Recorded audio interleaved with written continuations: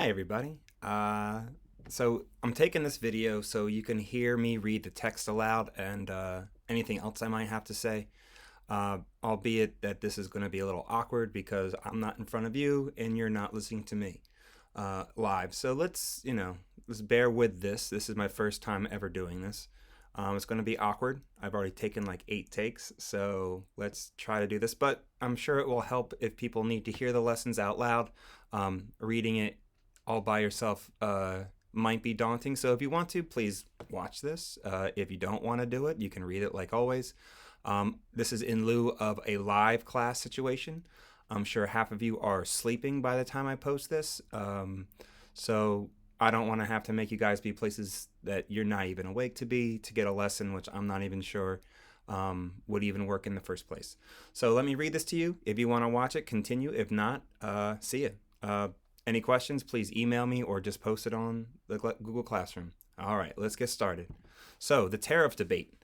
Now, Americans from different parts of the country are going to disagree on some issues. You know, this is what we've been talking about as far as sectionalism. We'll talk a lot about sectionalism in this course going forward. But right now, in Jackson's time, sectionalism is going to be a big deal all over this thing called the Tariff of Abominations. The tariff, which is a fee paid by merchants who import goods. Now, merchants can sell things from wherever they want. They buy it from a foreign country, they sell it to Americans, they pocket the profit. They buy low, sell high. This is very common. It's been done for hundreds of years. It's still being done up until this coronavirus case, which is destroying our commerce and our economies all over the world. But in 1828, America's still getting started. So, first paragraph, Americans from different parts of the country disagree strongly on some issues. The tariff, which is a fee paid by merchants importing goods. Now, President Jackson faces this tariff, and it's going to test the national government's powers. As you remember, there were some issues over what should have more power, the state governments or the federal government, and we'll talk more about that here. In 1828, Congress is going to pass a very high tariff on manufactured goods from Europe. Now, manufacturers in the United States, mostly Northeasterners, but growing in other places, want the tariff because they make a lot of money if Americans buy American goods. Because tariffs are going to make European goods more expensive, most Americans are going to want to buy American made products because they're just cheaper compared to European. Southerners, still Americans, but not as much manufacturing, they're going to hate the new tariff. They're going to give it a nasty name, which they think is nasty. And in 1828, I'm sure if someone called you an abomination, you'd be very, very upset. So they called this Tariff of Abominations, which the text tells you is something detestable, something that's very much hated, because the South is going to trade cotton to Europe for their manufactured goods. They have special deals with places like Britain. And this new tariff is going to ruin all these deals by making their goods more expensive because in the South as well as in the North, the tariff applies to everybody coming into the United States. So, of course, like anybody who's upset about things, they're going to be mad. And in this country, when we get mad, we start to protest. And we protest to our government. But our government is not one thing. Our government is several different things. Several different places come together. Represented by politicians. Now, Southern politicians and plantation owners who are very much together because it costs money to run campaigns. And as you know, that the electoral system in our country only let people who have wealth and tax-paying status with property, they've always had the right to vote, even though they are letting more and more non-wealthy people vote. The wealthy plantation owners of the South still have a lot of power.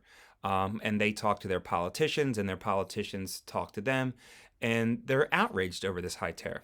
Now, Vice President Calhoun, is going to argue that a state or a group of states, say southern states, they have the right to nullify, which means to cancel any federal law it considers unconstitutional, which by they mean they think that a law that breaks the Constitution, takes away freedoms from people, should not be followed. Some Southerners are going to say, let's go even far enough to say that we're going to break away from the nation, secede from the nation, and form our own government where we would never have a tariff that would hurt farmers or hurt plantation owners or hurt anybody the South didn't want to be hurt. So Calhoun explores this idea. By that I mean he thinks about this, and when you think about things, questions start popping up, questions that you try to find answers to. The United States had been nearly 50 years old, a nation at this point. 50 years is a long time, but we still have some questions that need to be answered. If a state disagrees with the federal government, does it have the right to go its own ways and quit? Now, Calhoun will come up with a conclusion that yes, it does. Now, his views, the states have created the federal government, so they should have the last word on decisions affecting them. You might remember when we talked about Marshall and the bank in Maryland. Marshall said, no, the federal government is a creation of the people. It starts we the people, and that gives the people, not the state governments, but the people, the final say.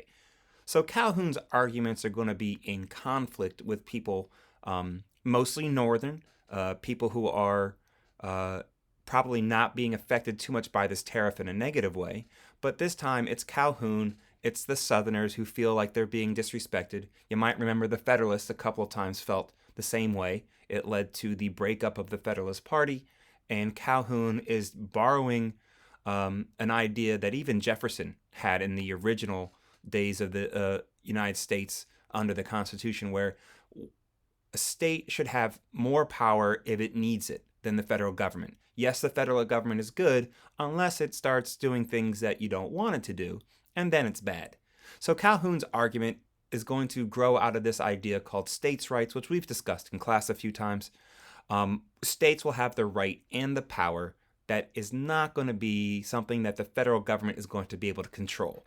So basically, this is going to be a power struggle between states and the federal government, as we've seen before with the bank, as we've seen during the earliest days when the Federalists tried to take people's rights, and Jefferson and Madison came up with the idea that a state government should have power when it feels like it's being taken advantage of or people are losing their rights. We'll talk about it again a lot when we discuss the actual secession of our nation between the North and the South in the 1860s. Now, this is going to be something that is going to be debated. So on one side, Calhoun and people like Calhoun say that the South has the right to leave and has the right to ignore laws they don't want to follow. But on the other side, we have people like Daniel Webster, a Northern senator, who is going to attack states' rights, is going to argue against it. Webster is going to stand on the floor of the Senate to challenge a speech given by Robert Hayne, who is a young senator from South Carolina. And as you remember, John C. Calhoun is also from South Carolina. Don't forget, South Carolina is a very, very, very heavily populated state of slaves, half free, half slave in South Carolina. They are definitely going to be centerpiece in these debates about secession. And we first learn here, Daniel Webster is going to attack them. People from South Carolina are going to feel that they are being personally attacked. People like Hayne defend the idea that states have the right to nullify acts of the federal government, even to secede.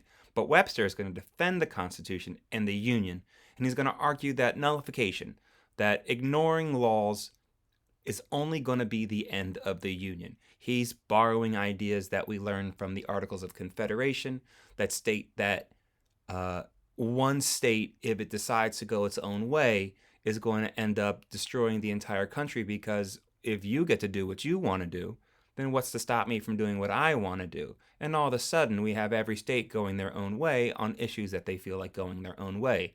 With 13 states in the 1780s, that was a problem.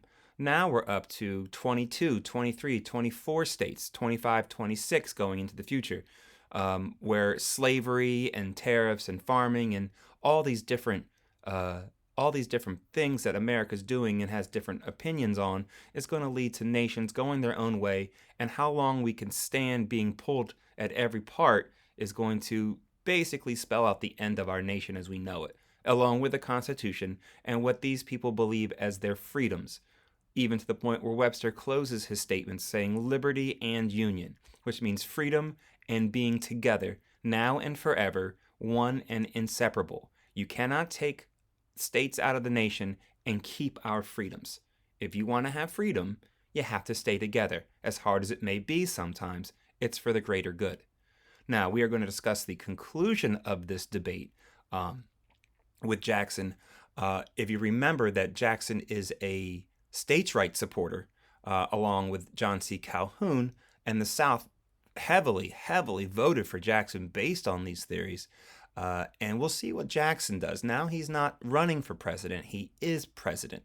And this is the end of his government if he keeps on thinking the way the Southerners are thinking. So we'll find out a little bit more about where Jackson stands next time.